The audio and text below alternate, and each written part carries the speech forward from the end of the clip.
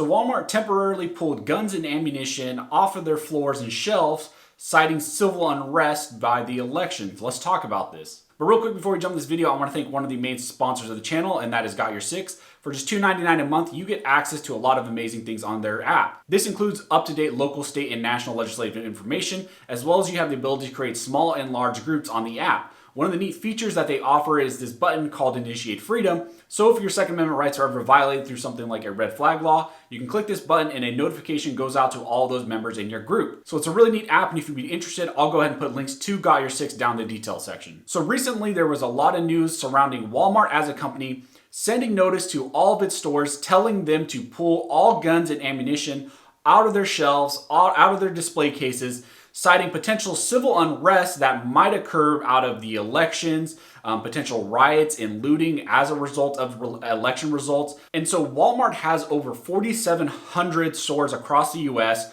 but Walmart's actually cited that they only have about half of those stores which actually sell guns and ammunition. And actually fairly recently, all Walmart stores pulled any handgun calibers, and actually 223, 5.56. They pulled all those types of ammunitions out of all of their stores. And this was as a result of a mass shooting in the US fairly recently. I believe it was the El Paso shooting. So as of right now, Walmart doesn't even sell those types of ammunition, but through this notice and through fear of civil unrest and riots and looting, Walmart made the decision to pull all guns out of their shelves and also pull any remaining ammunition that they also have in these stores out of their shelves, out of their display cases. Now, Walmart came out with a notice saying that they will still be selling guns and ammunition in whatever stores that they actually sell those currently, but they simply will not have them in the display cases. They will not have them out, and that you could still purchase them, but I guess an employee would have to pull them from maybe their back rooms or something like that. And then the internet and news media kind of created a storm around this, and it is a very big step out of Walmart deciding that they're going to pull all guns and ammunition out of their displays out of fear of civil unrest, out of fear that there might be riots and looting out of whatever the election decision would be, whatever the nation at large decides versus one candidate versus the other. It's very surprising that we now have to talk about potential riots and looting out of our democratic system, but Walmart, out of fear of that, because they face civil unrest, riots, and looting out of other things, decided to take precautions and pull all of these items out of their shelves out of fear that their stores might get bombarded with riots and looters. But out of the media storm that's kind of arisen out of this, now Walmart has done a complete 360, and I put out a notice actually yesterday, Friday, saying that they will now be actually putting all guns and ammunition that they pulled out of the display cases and putting them back into display cases. So here's a quote from Walmart. After civil unrest earlier this week resulted in damage to several of our stores, consistent with actions we took over this summer, we asked stores to move firearms and ammunition from the sales floor to secure locations in the back of the store in abundance of caution. As the current incidents have remained geographically isolated, we have made the decision to begin returning these products to the sales floor today. Which is actually interesting because that was not their tune initially. Initially, when they had made the statement that they were going to pull all firearms and ammunition out of the display cases and off the store floors, they were citing potential civil unrest out of the election results. They were not citing the potential of escalation out of the current riots and stuff that were going on right now in isolated geographic areas.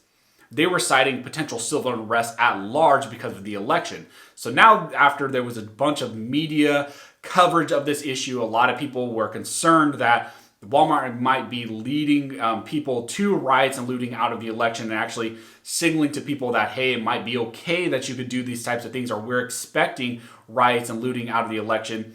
Now Walmart has changed its tune, saying, no, that's not what we're really doing, despite what we said prior. What we were actually talking about was isolated fears of geographic areas. We weren't talking about the nation at large. Now, this is important because Walmart, of course, is one of the largest distributors in the US, almost in the world as well. It's very sad that in ramping up to the elections, which are coming here very soon, November 3rd, just next week, that now we have one of the largest distributors and retailers in the US saying that they are going to have to take precautions, and we're actually attempting to take precautions out of fear of what would happen after the election results. So we're in for a really wild ride, I think, next week. Now, I really hope that this doesn't get out of control.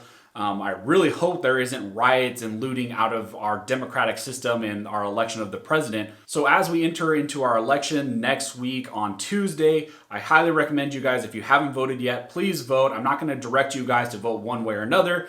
I'm sure a lot of you who watch my channel are very Second Amendment focused, so I think there is a more beneficial way you could vote. I think there is one party or one candidate who has in some ways benefited specifically California residents in the appointment of Ninth Circuit judges and Supreme Court judges that might potentially benefit the Second Amendment. But I'm never going to direct people to vote one way or another. That is purely on you as a citizen of the U.S., as a patron of the U.S. It is your obligation to look at what you think is in the best interest of the nation at large and to vote accordingly. And it is a decision that you should make on your own, and it shouldn't be something that is dictated by someone on a camera through YouTube or a celebrity that you see on CNN or Fox News saying you should vote one way or another. It should be purely your decision. It shouldn't be a family member directing you in one way or another. It should be something that you've come to on your own determination after educating yourself on the two candidates about their platforms, and then you should make an educated decision about who you think is in the best interest of the U.S. So if you have any questions, go ahead and comment down below and I'll try to answer the best of my ability. Also, I want to thank another major supporter of the channel, and that is USCCA. USCCA provides legal protection for patriots like me and you who have their CCWs and might potentially find themselves in a self-defense situation.